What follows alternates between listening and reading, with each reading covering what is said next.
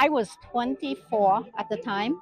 The last few months before April 30th, South Vietnam was in a very chaos situation. We knew that the Viet Cong was taking over one town at a time. So everybody was in a very panic, and we all wanted to leave because we did not want to live with the communists. And we were very scared. I had a job with the International Commission of Control and Supervision in Saigon. So I have access to go on the base, to the air base in Saigon. So on the 30th of April, I was rescued by helicopter. And I remember when we took off from the helicopter, we all started crying because we were scared. We were very emotional. All of a sudden, we have to leave everything behind. I mean, I had what I had on, and we knew that we would never see Vietnam again. My mom came with me, but she got sick, and so she passed away 7 days later at Subic Bay in the Philippines. I was born just right after the war. And so my dad went to the re-education camp just right before I was born. He was in the camp for about 8 years. So I grew up, didn't really know my dad. I left Vietnam when I was about 12 years old with my family. So it was tough for me, it was tough for our family because we had to leave everything behind. My father, he was a fisherman in Vietnam, so he had a boat that he was able to, after months of storing up gasoline and being able to just hide it from the government. When he did his math and figured he had enough gas, it was in 81 that we were able to find it. My mom was pregnant with me when we fled in 81. And when we got to Hong Kong, where the refugee camp was in Hong Kong, that's where I was actually born, was in a refugee camp in Hong Kong in 82.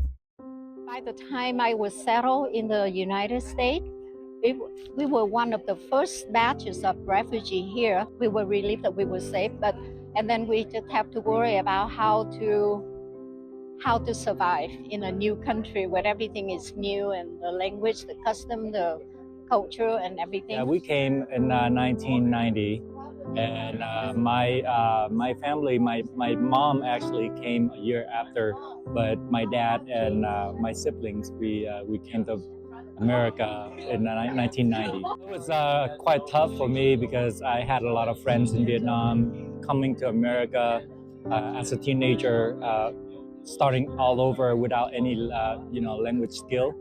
And so I had to learn everything again and also make new friends. My dad, when he came over, he held a lot inside. After after he came back, he had depressions, and so when he came over here, he basically did a lot of community stuff, just try to give back. But he didn't really talk a lot about the war. My dad died when we came to the U.S. in 83.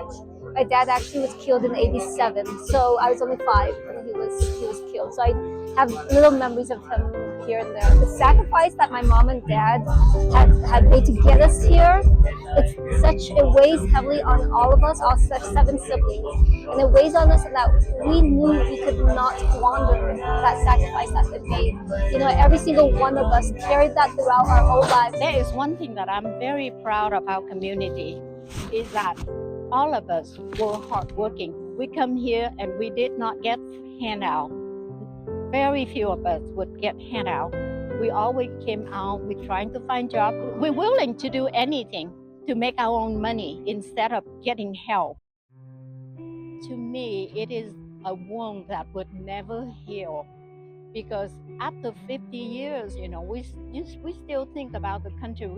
I still think about my home. I still think about the friend I left behind, the relatives, and all the memories and everything, and it never leaves you. I think it's very emotional for all the Vietnamese overseas because they had to flee Vietnam and leave everything behind, leave their country behind. We always remember, it's always in our hearts. I think it's very important for us to keep our community together, especially for our children.